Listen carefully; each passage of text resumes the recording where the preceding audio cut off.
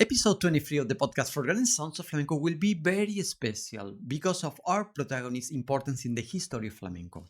We will dedicate it to Don Francisco Amate, an amateur flamenco singer and guitarist that recorded some non-commercial wax cylinders at the beginning of the 20th century. Probably they are the only samples we have of how flamenco was sung before commercial recordings appeared.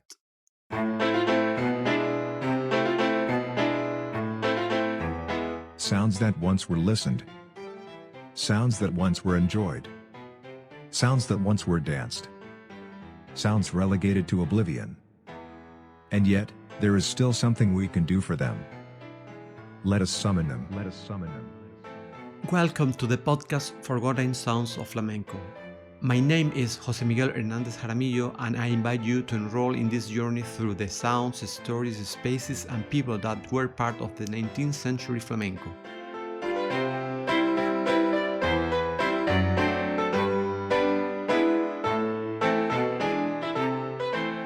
Hello, and thank you so much for listening a new episode of the podcast Forgotten Sounds of Flamenco. The topic I will discuss in this episode is extraordinary and exciting for me, because today the protagonist is one of those anonymous people who have never appeared in flamenco histories, who unintentionally has become more than 1 century after his death. He became a figure of tremendous relevance for understanding the flamenco in its early stages, as we will see now. I am referring to Don Francisco Amate Salazar, an Andalusian who has to go into the exile until he ended up more than 9,000 kilometers from his country. Amate was an amateur flamenco singer. I wonder if he dedicated himself to singing professionally. He sang flamenco as well as other songs and zarzuela arias, accompanying himself on the guitar. His voice has transcended because it was recorded in wax cylinders in the first decade of the 20th century. In the previous episode, we already heard a couple of his songs, some jaleos, and we will listen to some more songs in this one. Well, let's start from the beginning. Very little is known about the Francisco Amate's life. He was born in Granada, Spain in the 1950s. The exact year is still unclear. It could be 1851 or 1857. He joined the Carlist movement in his youth. The Carlists were a political movement that promulgated a more traditional, absolutist monarchical regime as opposed to liberalism. Between the 1830s and mid-1870s, they tried to fight for the Spanish crown to go into the hands of Charles, brother of Ferdinand VII, or some of his descendants, even with warlike confrontations. The last occurred in 1876 after the ascension of Alfonso XII to the throne, and the Carlists were defeated. I mention all this because Francisco Amate left Spain, and perhaps one of the reasons was the Carlist defeat and the persecution of his followers that must have occurred. It must also be clarified on what date he could have left Spain. I thought he could have left Spain just after this Carlist defeat in 1876, but there is one fact that does not add up to me, which is that one of the songs that Amate recorded, the Tango de la Menegilda from the zarzuela La Gran Vía, which was premiered in 1886. If he sang this song, he had to listen to it, and the question remains whether he was still in Spain at that time or if he heard it abroad, for example in Mexico or other American country where this zarzuela was also very popular. The fact is that when we have news of Amate is from 1903 when he arrived to the port of Los Angeles, California from Australia. There was a meeting with Charles Fletcher Lamis, a writer and historian, and also an activist in favor of the rights of the native population of the United States. According to Lamis, he found Amate in the port of Los Angeles recently arrived with a guitar and a bundle of clothes. That was all Amate's belongings at that time. Lamis invited him to his house to sing at an event, and from there Amate asked Lamis to stay there in exchange for working on house maintenance. In those years, Lamis undertook a mission to record songs and chants of indigenous peoples and others who remembered the songs when California was still part of Mexico. He was worried because this cultural legacy was disappearing, and in a short time it would disappear completely. To do this, he also acquired a wax cylinder recording phonograph in addition to hiring people to make sheet music transcription of these songs. He recorded hundreds of cylinders, among them more than 30 songs by Francisco Amate. Before continuing with this story, we will listen to one of these songs, specifically a tango, a flamenco tango from that time, which I have said in other episodes differs from those we currently know in flamenco. It is one of those flamenco palos or songs that underwent a significant transformation at the beginning of the 20th century.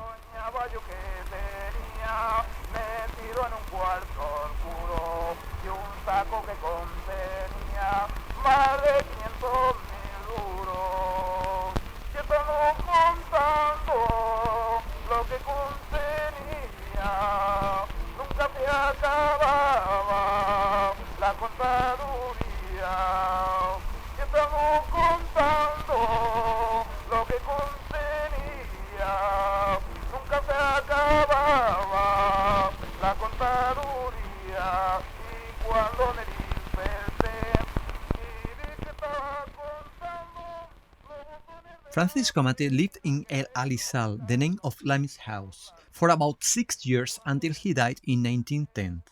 During that time, many things happened. For example, Amate was one of the pioneers in undergoing surgery of cancer, in which part of his stomach was removed. In 1909, he married Elena Campo, another Lami's domestic employee, with whom he had a daughter he never met because he died from colon cancer a few weeks before the girl was born.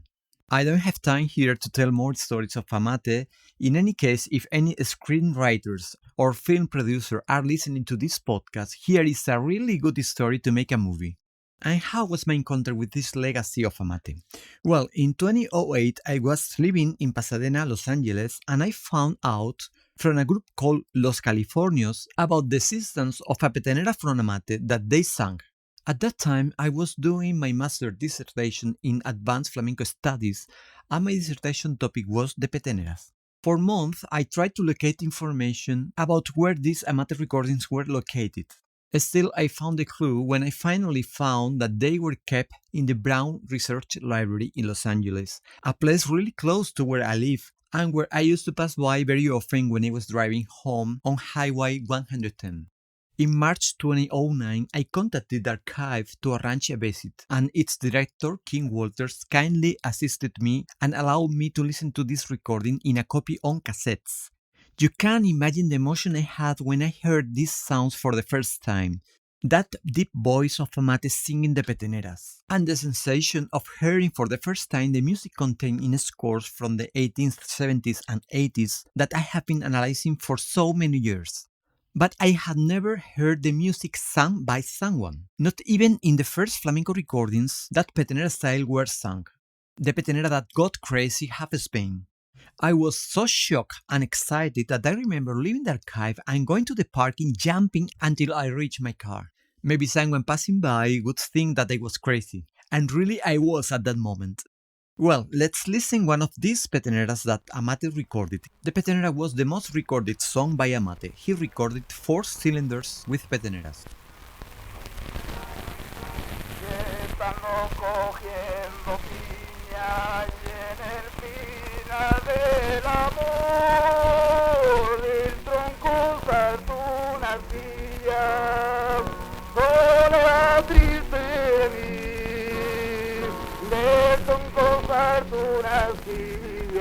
Se clavó en mi corazón, se clavó en mi corazón, muerto estoy, quiere mi niña.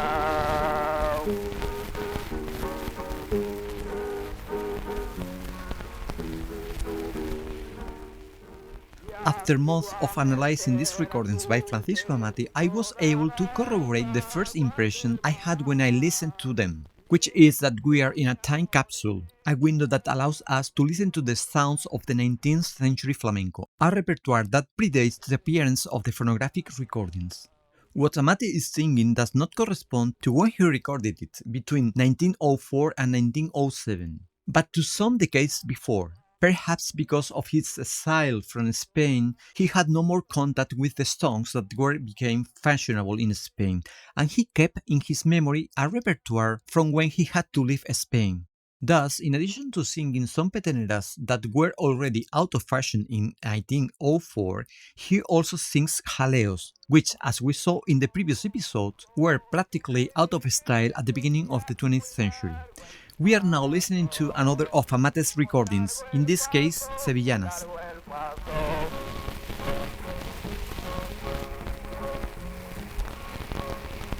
Ay, alegría, como no tengo barro, no hago brillo, no hago brillo, no hago brillo.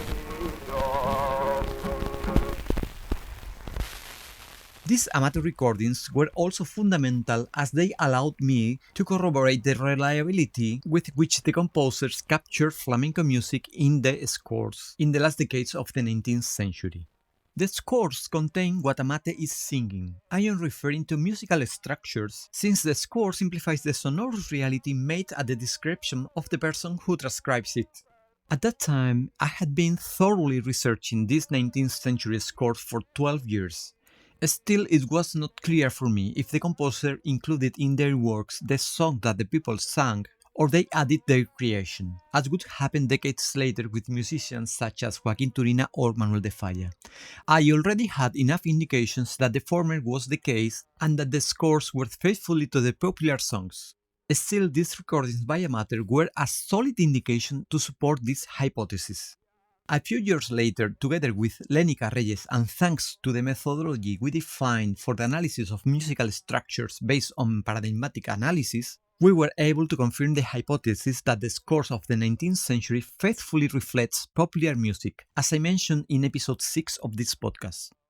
The little we know about Don Francisco Amate, or Pancho Amate as he was known in El Alizal, came to us from the testimony of Lamis, from the research work of John Kogel, and from the research I have carried out both in archives and by analyzing his repertoire. There is still much to know, so from here I make a call to any descendant of Amate or someone whose surname is Amate and who heard in his family that an ancestor had to leave Spain and play the guitar or sang or something like that, will be very grateful to contact me, please. In future episodes, I will talk more in depth about some topics related to Francisco Amate. I hope you have enjoyed this episode, that you have felt the energy these box cylinders still transmit, and that you have learned more about what and how people sang in the incipient 19th century flamenco. If so, subscribe to this podcast. It is effortless and free, and also a way to support this project that I do with pleasure to share with you some of the beautiful stories of our past that researchers used to find and often are relegated only to dissertation of scientific articles, where only a minority of the population can enjoy them. Enjoy life and see you here in the next episode.